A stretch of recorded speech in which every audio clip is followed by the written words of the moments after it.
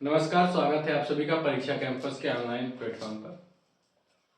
1757 में प्लासी के विजय के बाद से ही ब्रिटिश ईस्ट इंडिया कंपनी या फिर अंग्रेजी सरकार ने भारत में विभिन्न प्रकार के कानूनों के माध्यम से भारत में छल या अन्य रूपों से विभिन्न प्रकार के नए कानून बना करके भारत के विभिन्न रियासतों के प्रति अपनी नीतियों का प्रतिपादन किया, जिसमें सहायक संधि से लेकर के डॉक्ट्रिन ऑफ लैप्स तक संधियां रही हैं। तो आज के इस टॉपिक में हम भारतीय रियासतों के प्रति ब्रिटिश नीति का विस्तार पूर्वक वर्णन करेंगे, जो कि 1757 से 1947 तक के विषय में हम लोग इसमें विभिन्न तथ्यों को देखेंगे। तो चलिए आज के इस सेशन की शुरुआत करते हैं और इस सेशन में हम लोग क्या क्या पढ़ेंगे इसको देख लेते हैं। ब्रिटिश नीति का वर्गीकरण तथा उसके विभिन्न चरण, घेरे की नीति जिसको रिंग फेंस पॉलिसी कहते हैं, सहायक संधि प्रणाली, अधीनस्थ पृथक्करण एवं व्यपकत का सिद्धांत, अधीनस्थ संघ की नीति तथा अन्य महत्वपूर्ण तथ्यों विस्तार पूर्वक पढ़ेंगे। तो चलिए आज के इस सेशन की शुरुआत करते हैं। अगर यहाँ पर ब्रिटिशों के कानून और उनके नियमों तथा भारत के देशी रियासतों के प्रति उनके क्या संबंध है इसको देखना होगा। तो भारतीय रियासतें किसको कहते थे इसको भी हमें समझना चाहिए। वे राज्य जो सीधे ब्रिटिश शासन के अधीन नहीं थे परंतु ब्रिटिश सर्वोच्चता को स्वीकार करते थे। इन्हें देशी रियासतें या रजवाड़े भी कहा जाता था। इनकी संख्या 560 से अधिक थी। यानी वे राज्य जो थे सीधे ब्रिटिश शासन के अधीन नहीं थे परंतु कहीं न कहीं किसी न किसी माध्यम से ब्रिटिश सर्वोच्चता को स्वीकार करते थे। इनको देशी रियासतें या रजवाड़े भी कहा जाता था। इनकी संख्या लगभग 560 से अधिक थी। ब्रिटिश विस्तार की प्रकृति को अगर हम देखेंगे तो दो प्रकार से 1757 के बाद ब्रिटिश लोगों ने भारत में विस्तार किया है। एक तो प्रत्यक्ष नियंत्रण के अधीन। प्रत्यक्ष नियंत्रण के अधीन जो जिन राज्यों पर कब्जा किया उन राज्यों को ब्रिटिश भारत कहा जाता था, ब्रिटिश इंडिया। अप्रत्यक्ष नियंत्रण के माध्यम से जिन राज्यों पर अधिकार किया उसको भारतीय रियासतें, प्रिंसली स्टेट्स कहा गया। ठीक, आगे देखते हैं। अप्रत्यक्ष शासन क्यों अपनाया गया इसको भी हमें समझना चाहिए। अंग्रेज चाहते तो सभी राज्यों पर प्रत्यक्ष शासन करते और पूरे भारत में जितने भी राज्य थे उनको ब्रिटिश इंडिया कहा जाता, परंतु उन्होंने कई कारणों से अप्रत्यक्ष शासन नहीं अपनाया। पहला था विशाल भारतीय भूभाग, प्रशासन हेतु तो प्रशासनिक एवं संसाधनों की कमी, यानी ब्रिटिश ईस्ट इंडिया कंपनी के पास इतने संसाधन नहीं थे और प्रशासनिक अनुभव नहीं था कि वह संपूर्ण भारत पर एक साथ में प्रारंभ में ही शासन प्रारंभ कर सके। साथ ही साथ भारतीय सामाजिक राजनीतिक संरचना में सीधे हस्तक्षेप से उत्पन्न होने वाले विद्रोह से बचना। जैसा कि आपको पता होगा, आगे हम लोग जब पढ़ेंगे 1857 की क्रांति में एक बहुत बड़ा कारण आता है भारतीय लोगों की सामाजिक एवं धार्मिक पहचान को लेकर के, जब विभिन्न प्रकार के नियम बनाए गए जिनमें गाय एवं सुअर की चर्बी से एनफील्ड राइफल का जो विवाद था, साथ ही साथ सेना में भर्ती होने के लिए तिलक एवं पगड़ी के निषेध का जो नियम था, इन वजहों से भी जो विद्रोह हुए थे उससे अंग्रेज प्रारंभ में बचना चाहते थे। यानी किसी भी प्रकार के सामाजिक या राजनीतिक संरचना में बदलाव नहीं करना चाहते थे जिससे कि लोग यहाँ पर सीधे सीधे उससे प्रभावित हों और विद्रोह करें।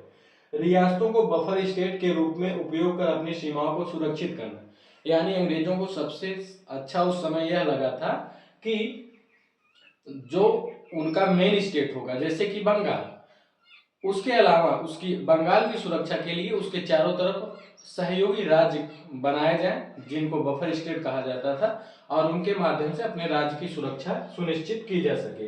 रियासतों के शासकों को सहयोगी बनाकर अपने शासन को वैधता प्रदान करना, राष्ट्रवादी भावनाओं को सीधे तौर पर भड़कने से रोकना।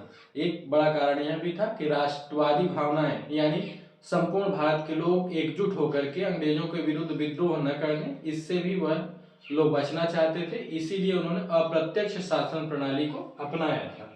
आगे देखते हैं। ब्रिटिश नीतियों का वर्गीकरण अगर हम करेंगे कि किस प्रकार से और किस समय कौन सी नीति के माध्यम से उन्होंने भारत पर शासन किया, तो दो विद्वान इसमें सामने आते हैं। एक थे ली वार्नर, विलियम ली वार्नर, दूसरे थे भारतीय विद्वान बी एल ग्रोवर। ठीक, इन्होंने वर्गीकरण किया है किस प्रकार से अंग्रेजों ने कौन कौन सी नीतियों का किस समय उसको फॉलो किया था। पहला था सुरक्षित घेरे की नीति, जो 1757 से 1813 तक चली। फिर उसके बाद अधीनस्थ पृथक्करण की नीति 1813 से 1858 ईस्वी तक चली। फिर अधीनस्थ संघ की नीति 1858 से 1947 तक चली। यह ली वार्नर का वर्गीकरण है। अगर हम बीएल ग्रोवर की बात करेंगे तो इन्होंने पहला दिया है समानता के लिए संघर्ष 1740 से 1765 तक। यानी इसमें दिखता है कि जो अंग्रेज हैं वह भारतीय रियासतों से समानता प्राप्त करने के लिए, यानी भारतीय रियासतें और अंग्रेजों में कोई विभेद नहीं है, इसको लेकर के वे लोग संघर्ष कर रहे थे। दूसरा, घेरे की नीति 1765 से 1813 तक। तीसरा, अधीनस्थ पार्थक्य की नीति 1813 से 1857 तक। अधीनस्थ संघ की नीति 1857 से 1935 तक। और समान संघ की नीति 1935 से 1947 तक। यह जो वर्गीकरण है, यहाँ से प्रश्न अक्सर बनते हैं आपके नेट जेआरएफ या विभिन्न एग्जामों में, तो इसको समय और जो नीतियां हैं उस समय इसको याद रखिएगा। आगे देखते हैं, अब इन नीतियों को विस्तार पूर्वक हम लोग पढ़ते हैं कि कौन सी नीति का क्या प्रावधान था, क्या गुण और क्या दोष थे। घेरे की नीति, रिंग फेंस पॉलिसी की अगर हम बात करेंगे तो इस अवधारणा का मुख्य प्रतिपादक या मुख्य प्रस्तावक जो था वारेन हेस्टिंग्स था। ठीक, वारेन हेस्टिंग्स ने इस योजना को शुरू किया। इसका उद्देश्य क्या था? अपनी सीमाओं की सुरक्षा के लिए पड़ोसी राज्य की सीमाओं की रक्षा करना। अपनी सीमाओं की सुरक्षा के लिए पड़ोसी राज्य की सीमाओं की सुरक्षा करना, यह एक रक्षात्मक नीति जिसका लक्ष्य कंपनी के क्षेत्रों को प्रत्यक्ष आक्रमण से बचाना था। मित्र राज्यों को उनके स्वयं के खर्चे पर सैन्य सहायता दी जाती थी। अब देखिए, यह जो नीति है सुरक्षित घेरे की नीति, इसी में बफर स्टेट जो आता है, तो जैसे मैंने पहले बताया कि बंगाल जो कि वहां पर अंग्रेजों का प्रत्यक्ष रूप से शासन है, उनका पूरा साम्राज्य है। अब उन्होंने क्या किया कि बंगाल पर मराठा और अफगान जो है आक्रमणकारी बंगाल पर सीधे आक्रमण न कर पाए, इसके लिए उन्होंने बंगाल के चारों तरफ, जैसे कि अवध पड़ता है, तो अवध को अपना सहयोगी राज्य बनाया, साथ ही साथ उसको एक बफर स्टेट के रूप में विकसित किया। वहां पर इन्होंने अपने सैन्य गतिविधियों के संचालन के लिए एक ब्रिटिश रेजिडेंट की भी नियुक्ति की। साथ ही साथ उस राज्य के खर्चे पर, यानी अवध के खर्चे पर अपनी सेना की नियुक्ति की। यहाँ पर यह दिखाने का था कि यह जो सेना होगी अंग्रेजों की, यह अवध की रक्षा करेगी, अवध के नवाब की रक्षा करेगी। परंतु वास्तविक उद्देश्य यह था, यह अवध की रक्षा के लिए नहीं, बल्कि यह बंगाल की रक्षा के लिए अवध में नियुक्त सेना थी। ठीक, तो इसको ध्यान में रखना है, यह बंगाल की रक्षा के लिए अवध में नियुक्त सेना थी, न कि अवध की रक्षा के लिए। अब यहाँ पर जो इससे आप देख सकते हो कि अवध बफर स्टेट के रूप में, यानी कंपनी क्षेत्र के चारों तरफ है, पूर्व साइड से कोई आक्रमण का इनको भय नहीं है, तो दक्षिण और पश्चिम साइड से इनको, दक्षिण से मराठों का आक्रमण तथा पश्चिम साइड से अफगानों के आक्रमण का इनको भय था। इसके लिए इन्होंने इसको विकसित किया। राज्यों को बफर स्टेट के रूप में इस्तेमाल किया गया। उदाहरण, अवध को मराठों और अफगानों के विरुद्ध बफर स्टेट बनाया गया। राज्यों के आंतरिक मामले में हस्तक्षेप का सिद्धांत अपनाया गया, यानी जिन राज्यों को अंग्रेज बफर स्टेट के रूप में विकसित करते थे या सहयोगी राज्य मानते थे, उनके आंतरिक जो भी नियम होंगे, आंतरिक जो भी राजनीति होगी, उस पर किसी भी प्रकार का कोई भी हस्तक्षेप अंग्रेजों के द्वारा नहीं किया जाएगा, ऐसा नियम में था। ठीक, ऐसा नियम में था। परंतु कई बार देखा गया कि अंग्रेज जो हैं राज्यों के आंतरिक मामलों में हस्तक्षेप करते थे, जैसे कि चेत सिंह का मामला देखने में आता है हम लोगों को। आगे देखते हैं, दूसरा चरण आता है सहायक संधि प्रणाली। ठीक, सब्सिडरी अलायंस की, इसका उद्देश्य क्या था और इसको सामने लाने में प्रमुख भूमिका किसकी रही? तो सबसे पहले इसको गवर्नर, जो फ्रांसीसी गवर्नर था डुप्ले, उसने भारत में इसको लागू किया था। उसने भारतीय शासकों से सहयोग किया, उनके आंतरिक मामलों में हस्तक्षेप करके अपना फायदा देखा। ठीक उसी प्रकार से इसको लॉर्ड वेलेजली ने, ठीक, लॉर्ड वेलेजली ने बड़े पैमाने पर इसको लागू किया। सहायक संधि के प्रतिपादक की बात करेंगे तो गवर्नर डुप्ले था, जो धीरे धीरे बाद में परिवर्तित होकर के लॉर्ड वेलेस्ली के समय इसको बड़ा रूप दिया गया। इसका उद्देश्य था बाद में ब्रिटिश सर्वोच्चता स्थापित करना, फ्रांसीसी प्रभाव को कम करना, भारतीय राज्यों के खर्चे पर कंपनी के लिए एक विशाल स्थायी सेना का रखरखाव करना, राज्यों को निशस्त्र कर ब्रिटिश नियंत्रण में लाना। यानी कि जिन राज्यों से सहायक संधि की जाएगी। अब यहाँ पर देखना है इसके पहले की जो प्रणाली है, घेरे की नीति, ठीक, ऐसा नहीं कि घेरे की नीति अलग थी, सहायक संधि अलग थी। घेरे की नीति का ही अपग्रेडेड वर्जन है सहायक संधि प्रणाली, ठीक। दोनों में बहुत ज्यादा विभिन्नताएं नहीं है, बल्कि उसका अपग्रेडेड वर्जन है यह। इसमें क्या है कि अब क्या कर रही है कंपनी, ब्रिटिश भारत में सर्वोच्चता स्थापित करना चाह रही है और फ्रांसीसी प्रभाव को कम करना चाह रही है। इसके लिए उसने जिन राज्यों से सहायक संधि स्वीकार करवाई है, वहां पर उन राज्यों के खर्चे पर एक सेना नियुक्त की जाती थी, जो कि अंग्रेजों की सेना थी, जो मैंने पहले बताया था, ठीक। और साथ ही साथ जिन राज्यों से सहायक संधि स्वीकार करवाई जाती थी, उन राज्यों के सैन्य बल में भी कटौती की जाती थी। उनमें लिमिट लगाई जाती थी कि इतने घुड़सवार, इतने पैदल सैनिक, इतने अस्त्र शस्त्र ही रखे जा सकते हैं, ठीक। आगे देखते हैं सहायक संधि प्रणाली के प्रमुख प्रावधानों की अगर हम बात करेंगे तो राज्य अपनी विदेश नीति कंपनी को सौंप देगा, ठीक। जिस राज्य से सहायक संधि स्वीकार की जाएगी वह किसी भी अन्य राज्य या देश से संपर्क नहीं कर पाएगा अंग्रेजों को छोड़ करके। किसी भी अन्य यूरोपीय व्यक्ति को, अंग्रेजों को छोड़ करके किसी भी अन्य यूरोपीय व्यक्ति को अपने राज्य की सेवा में नहीं नियुक्त कर सकता है, ठीक। अपने क्षेत्र में एक ब्रिटिश सैन्य टुकड़ी रखेगा, सेना के रखरखाव के लिए नगद भुगतान या अपने राज्य का एक हिस्सा कंपनी को देगा। यानी जो सेना उसके राज्य में नियुक्त की जाएगी सहायक संधि के माध्यम से, उसके रखरखाव, सैनिकों का वेतन और भोजन, सब चीजें उस राज्य के द्वारा वहन की जाएंगी। अगर वह राज्य इस वहन को, इस खर्चे को नगद रूप में देना चाहे तो ठीक है, अगर नहीं दे पा रहा है तो अपने राज्य का कुछ हिस्सा कंपनी को देना होता था और उस हिस्से से वसूल किए गए राजस्व का प्रयोग कंपनी इस सेना के भरण पोषण के लिए करती थी। अपनी राजधानी में एक ब्रिटिश रेजिडेंट भी रखेगा, ठीक। सहायक संधि के अंतर्गत ही था कि ब्रिटिश रेजिडेंट की एक नियुक्ति होगी उस राज्य में जो सहायक संधि को स्वीकार करेगा। कंपनी के अनुमति के बिना किसी अन्य यूरोपीय को सेवा में नहीं रखेगा। कंपनी राज्य के आंतरिक मामलों में हस्तक्षेप नहीं करने का वचन देगी। यानी इस सहायक संधि प्रणाली के माध्यम से कहा गया कि कंपनी या ब्रिटिश सरकार जो है, ब्रिटिश ईस्ट इंडिया कंपनी जो है, वह राज्यों के आंतरिक मामलों में हस्तक्षेप नहीं करेगी, परंतु हस्तक्षेप हमेशा होते रहते थे, ठीक। शायद ही यह कभी यह वचन निभाया गया, ठीक। आगे देखते हैं सहायक संधि के प्रभाव और प्रमुख राज्य क्या क्या थे।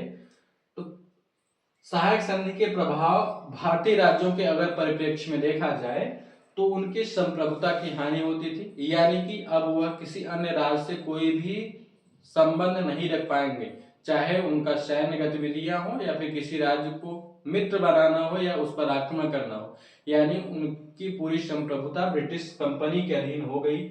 आर्थिक बोझ बढ़ा क्योंकि उनको अपने राज्य में एक सेना की नियुक्ति करनी होती थी जिसका भरण पोषण, सैनिकों का वेतन, भोजन सब उस राज्य को देना होता था। तो आर्थिक रूप से इनको नुकसान हुआ, क्या कहते हैं, संप्रभुता की हानि हुई।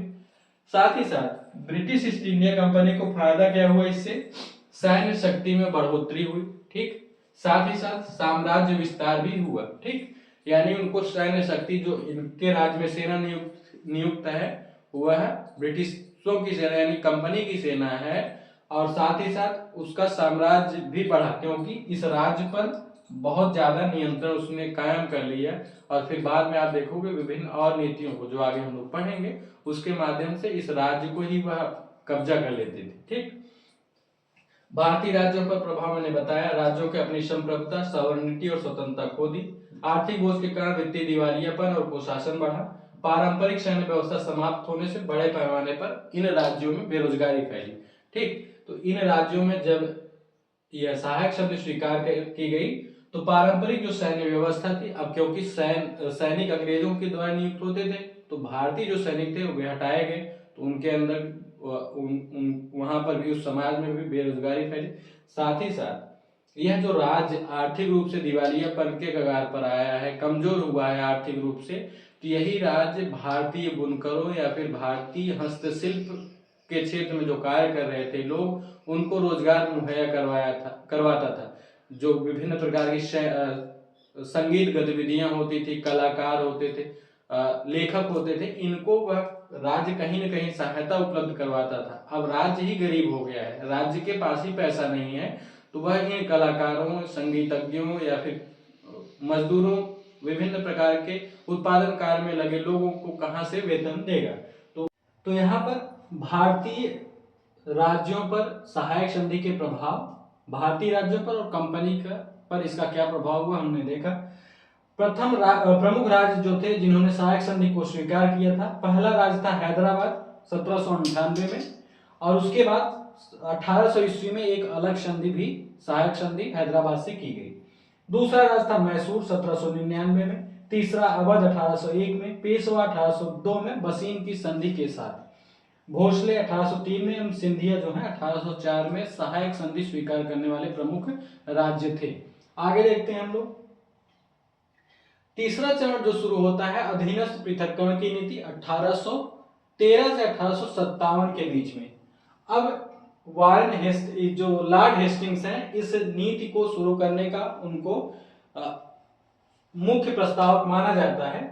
इसका उद्देश्य था भारतीय राज्यों को पूर्ण अधीनता में लाना और उन्हें एक दूसरे से राजनीतिक रूप से पृथक करना। ठीक, इसका मुख्य उद्देश्य क्या था कि संपूर्ण जो भारतीय राज्य हैं उनको पूरी तरीके से अंग्रेजों के अधीन बना लिया जाए और एक दूसरे से जो उनकी नीतियों, अन्य राज्यों से, अंग्रेजों के अलावा अन्य राज्यों से जो एक दूसरे की नीतियों का निर्धारण होता था, आदान प्रदान होता था, युद्ध होते थे या संधियां होती थी, उनको अलग करना एक दूसरे से। ठीक, तो इसका उद्देश्य था। अब समानता या पारस्परिकता का दिखावा भी समाप्त हो गया, यानी अब अंग्रेजों का मानना था कि जो यह राज्यों से समानता की नीति थी, यानी एक राज्य और ब्रिटिश जो ईस्ट इंडिया कंपनी या ब्रिटिश सरकार है, दोनों समान है, परंतु अधीनस्थ पृथक्करण की नीति को जब लागू किया गया, इससे माना गया कि अब अंग्रेज श्रेष्ठ है, राज्य श्रेष्ठ नहीं है। ब्रिटिश सर्वोच्चता, पैरामाउंटेंसी की अवधारणा पूर्ण रूप से स्थापित हुई। ठीक, प्रमुख घटनाक्रम क्या हुआ? पिंडारियों का दमन एवं तृतीय आंग्ल मराठा युद्ध 1718 में हुआ।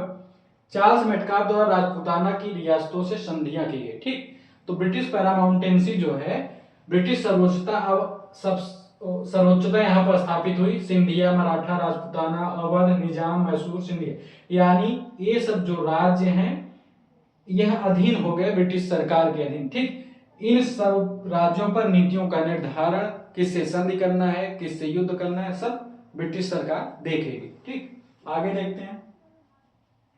व्यपकत का सिद्धांत, डॉक्ट्रिन ऑफ लैप्स, जो कि लॉर्ड डलहौजी की मानी जाती है। ठीक, लॉर्ड डलहौजी ने व्यपकत का सिद्धांत या फिर डॉक्ट्रिन ऑफ लैप्स इसको लागू किया।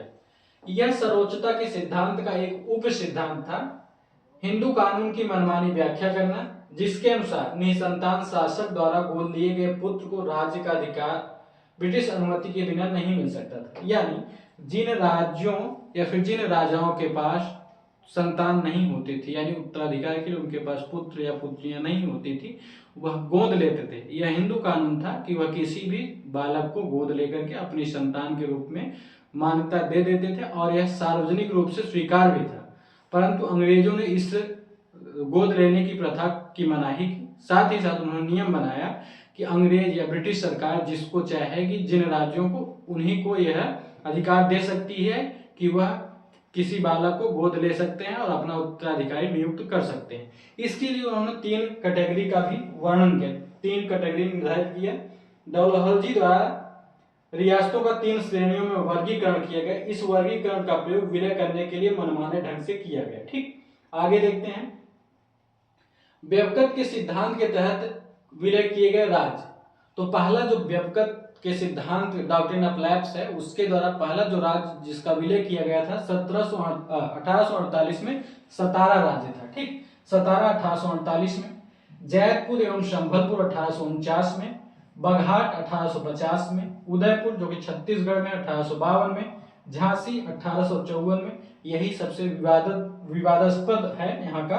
गंगाधर राव की मृत्यु के बाद दामोदर राव के गोदनामे को स्वीकृति किया गया, यानी झांसी की रानी लक्ष्मीबाई के जो पति थे गंगाधर राव की मृत्यु हो जाती है, तो उन्होंने मृत्यु से पहले ही दामोदर राव को अपना उत्तराधिकारी नियुक्त किया गया था, जिसको इन्होंने गोद लिया था। बाद में अंग्रेजों ने इसे अस्वीकार कर दिया। नागपुर 1854 में रघुजी भोसले तृतीय की मृत्यु के बाद यहाँ पर विलय किया गया। करौली जो कि एक रियासत थी, 1852 के विलय को कोर्ट ऑफ डायरेक्टर्स ने यह कहकर अस्वीकार कर दिया कि यह एक संरक्षित मित्र राज्य था, यानी करौली का भी विलय किया गया था 1852 में, परंतु कोर्ट ऑफ डायरेक्टर्स जो संगठन है उसने इसको इस विलय को यह कह करके मना कर दिया कि करौली पहले से ही एक संरक्षित राज्य था। ठीक, आगे देखते हैं अधीनस्थ संघ की नीति, जो चौथा चरण है 1858 से 1947 तक। इसमें क्या हुआ, 1857 के विद्रोह के बाद अंग्रेजों ने नीतियों में अपने परिवर्तन किए। ठीक, इसमें क्या किया गया, विद्रोह में कई रियासतों ने अंग्रेजों के लिए तूफान में तरंग रोधक, यानी जब अंग्रेज विद्रोह हो रहा था इन रियासतों ने या फिर इन राज्यों ने अंग्रेजों का साथ दिया था। ठीक, तो तरंग रोधक का काम किया। विलय की नीति का त्याग कर रियासतों को ब्रिटिश शासन का सहयोगी और स्तंभ बनाना था। ठीक, इस अधीनस्थ संघ की नीति का उद्देश्य क्या था कि विलय की जो नीति थी, डॉक्ट्रिन ऑफ लैप्स या फिर अन्य जो नीतियां थी, उसको त्याग करके अब रियासतों के साथ नवीन नीति का निर्धारण किया जाएगा। ब्रिटिश क्राउन के अधीन इनको सहयोगी राज्य का दर्जा दिया जाएगा। ठीक, महारानी विक्टोरिया की घोषणा 1858 की इसमें फेमस है।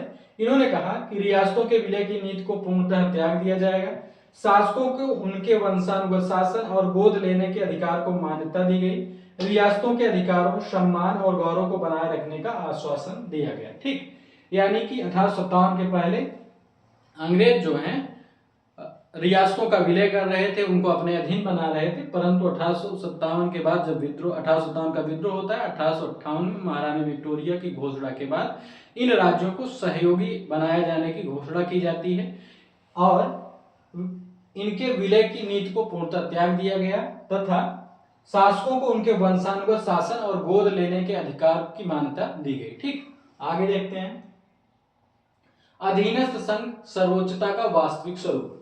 आश्वासन के बावजूद कठोर नियंत्रण रखा गया इन राज्यों पर। रियासतों के आंतरिक स्वायत्तता एक दिखावा थी, ब्रिटिश पैरामाउंटेसी सर्वोपरि थी। ठीक, यानी कि जो 1858 के बाद महारानी विक्टोरिया ने घोषणा की थी कि जो राज्य हैं, रियासतें हैं, वह ब्रिटिश सरकार में सहयोगी की भूमिका यानी मित्र के रूप में होंगी, उनके आंतरिक मामलों में कोई हस्तक्षेप नहीं किया जाएगा। परंतु वास्तविकता यह थी कि अब भी अंग्रेजों का मानना था कि ब्रिटिश जो सरकार या क्राउन है वही सर्वोच्च है, यह रियासतें नहीं है। ठीक, उत्तराधिकार के मामलों में ब्रिटिश क्राउन की स्वीकृति अनिवार्य थी, जो कि पहले मना किया गया था, किसी को भी गोद ले सकते हैं, परंतु नहीं था ऐसा। कुशासन के आरोप पर शासकों को पदच्युत किया जा सकता था, पर राज्य का विलय नहीं होता था। यानी कि अब एक नई नीति का निर्धारण किया गया, एक नई नीति को बनाया गया। कुशासन का आरोप लगाया जाता था राज्यों पर और उस राज्य पर जो वहां का शासक होता था उसको हटा करके किसी और व्यक्ति को शासक के रूप में नियुक्त किया जाता था, जो अंग्रेजों का सहयोगी होता था। जैसे कि अवध में 1856 में अवध का विलय किया गया था। ठीक, हस्तक्षेप के उदाहरण आप देखोगे तो बड़ौदा के मल्हारराव गायकवाड़ को हटाया गया 1875 में। मणिपुर के मामले में 1891 में हस्तक्षेप किया गया। ठीक, संस्थागत विकास और नियंत्रण, यानी अब आप देखोगे विभिन्न प्रकार के, यानी राज्यों से कैसे संबंध बनाना है, रियासतों से क्या क्या संबंध बनाना है, इसके लिए भी अंग्रेजों ने विभिन्न प्रकार की समितियों का गठन किया गया, जिसमें एक था नरेंद्र मंडल, चैम्बर ऑफ प्रिंसेस। ठीक, 1921 में इसकी स्थापना हुई। 1919 के अधिनियम के तहत एक सलाहकार निकाय के रूप में, ठीक, 1919 के अधिनियम में एक प्रावधान किया गया था कि एक चैम्बर्स ऑफ प्रिंसेस की स्थापना की जाएगी, जिसे नरेंद्र मंडल हिंदी में कहा जाता था। इसका उद्देश्य था रियासतों से संबंधित मामलों पर वायसराय को सलाह देना तथा शासकों का एक साझा मंच प्रदान करना, यानी रियासतों का एक गुट बनाया गया, रियासतों का एक संगठन बनाया गया जो वायसराय को सलाह देता था कि किस प्रकार से इन रियासतों के साथ संबंधों का निर्धारण करना है। एक समिति होती है बटलर समिति 1927 में। इसका उद्देश्य क्या था? सर्वोच्च सत्ता यानी क्राउन और रियासतों के संबंधों की जांच करना। ठीक, तो यहां से डायरेक्ट प्रश्न आता है कि बटलर समिति का क्या उद्देश्य था।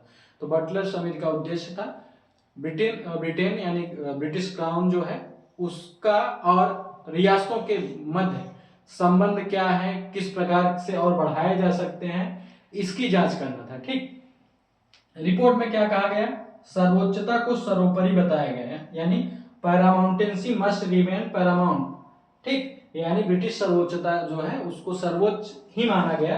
कहा कि रियासतों की सहमति के बिना उनके संबंध भविष्य की किसी भी भारतीय सरकार को हस्तांतरित नहीं किए जाएंगे। यानी कि इन रियासतों की जो सर्वोच्चता थी उसमें कहा गया कि भविष्य में अगर कभी भी रियासत भारतीय सरकार कोई बनती है या फिर कोई ऐसा संगठन बनता है जो इन रियासतों के विलय को करना चाहेगा, यह इन रियासतों के ऊपर रहेगा कि वह किस राज्य में मिलना चाहती हैं या फिर किस संघ में शामिल होना चाहती हैं, नहीं होना चाहती हैं, अकेले रहना चाहती हैं, यह रियासतों पर निर्भर करेगा। ठीक, आगे देखते हैं। अंतिम चरण जो होता है समान संघ या सर्वोच्चता की समाप्ति 1935 से 1947 के बीच में इसका समय माना जाता है। भारत सरकार अधिनियम 1935 में पारित हुआ। इसमें एक अखिल भारतीय संघ ऑल इंडिया फेडरेशन का प्रस्ताव रखा गया। ठीक, 1935 के अधिनियम में, जिसमें ब्रिटिश भारत और रियासतें शामिल हो। रियासतों के शासकों की अनिच्छा के कारण यह संघ कभी अस्तित्व में नहीं आया। यानी कि 1935 के भारत शासन अधिनियम में प्रावधान रखा गया था कि एक अखिल भारतीय संघ की स्थापना की जाए जिसमें यह भारतीय रियासतें भी शामिल हो, साथ में ब्रिटिश भारत यानी ऐसी रियासतें या फिर ऐसे राज्य जो जिन पर प्रत्यक्ष नियंत्रण अंग्रेजों का है, जो मैंने पहले बताया था। ठीक, तो पर जो रियासतें हैं वह स्वतंत्र रहना चाहती हैं, उन्होंने इस संघ में शामिल होने की कोई इच्छा नहीं जारी की, इसकी वजह से यह संघ कभी भी अस्तित्व में नहीं आया। सर्वोच्चता की समाप्ति कब होती है? जून 1947 में ब्रिटिश सरकार ने घोषणा की कि भारत की स्वतंत्रता के साथ रियासतों पर ब्रिटिश क्राउन की सर्वोच्चता समाप्त हो जाएगी। यानी इन रियासतों पर जो सर्वोपरि होता था ब्रिटिश क्राउन वह समाप्त हो जाएगा। अब इन रियासतों का भविष्य इनके ऊपर निर्भर करेगा। रियासतों को भारत या पाकिस्तान में शामिल होने या स्वतंत्र रहने का विकल्प दिया गया, जिससे एकीकरण की गंभीर समस्या उत्पन्न हो गई। यानी अंग्रेज जाते जाते भी भारत को विभाजित करना नहीं छोड़े। उन्होंने इन रियासतों को स्वतंत्र कर दिया कि यह रियासतें चाहे भारत में शामिल हो या पाकिस्तान में शामिल हो या स्वतंत्र रह सकती हैं। इसलिए आप देखोगे कि जब भारत स्वतंत्र होता है तो विभिन्न प्रकार की रियासतें थी, जैसे जूनागढ़, हैदराबाद या कश्मीर जैसे मुद्दे थे जो भारत में शामिल नहीं होना चाहते थे या कुछ पाकिस्तान में शामिल होना चाहते थे या फिर कुछ स्वतंत्र रहना चाहते थे। अब देखिए ब्रिटिश अप्रत्यक्ष शासन की सफलता क्या थी इसमें, जो यह नीतियां हमने पढ़ा। अंग्रेजों ने चतुराई से भारतीय शासक वर्ग को अपने सहयोगी के रूप में इस्तेमाल किया। यह फूट डालो और राज करो, डिवाइड एंड रूल की नीति का महत्वपूर्ण अंग था। ठीक, यानी अप्रत्यक्ष शासन की सफलता क्या थी इससे? रियासतों की कमजोरियां क्या थी? आंतरिक कलह और सैन्य पिछड़ापन और दूरदर्शिता की कमी ने उन्हें ब्रिटिश चालों का आसान शिकार बना दिया। स्वतंत्रता के बाद क्या हुआ? इस नीति ने भारत को दो भागों ब्रिटिश भारत और रियासती भारत में विभाजित किया, जिससे एकीकरण की प्रक्रिया और भी जटिल हो गई। ठीक, तो जो विभिन्न प्रकार के कानून या फिर जो नीतियां हमने पढ़ा, चाहे सहायक संधि हो, डॉक्ट्रिन ऑफ लैप्स हो, इनके माध्यम से धीरे धीरे अंग्रेजों ने भारतीय रियासतों पर पूरे भारत पर कब्जा किया। इसमें दो प्रकार के राज्य निर्धारित किए, एक अप्रत्यक्ष नियंत्रण था जिनको भारतीय रियासतें कहा जाता था या रजवाड़े थे, जिनकी संख्या लगभग 560 से अधिक थी। एक ब्रिटिश भारत कहलाता था जिसमें प्रत्यक्ष नियंत्रण था अंग्रेजों का, जैसे कि बंगाल जैसे राज्य थे।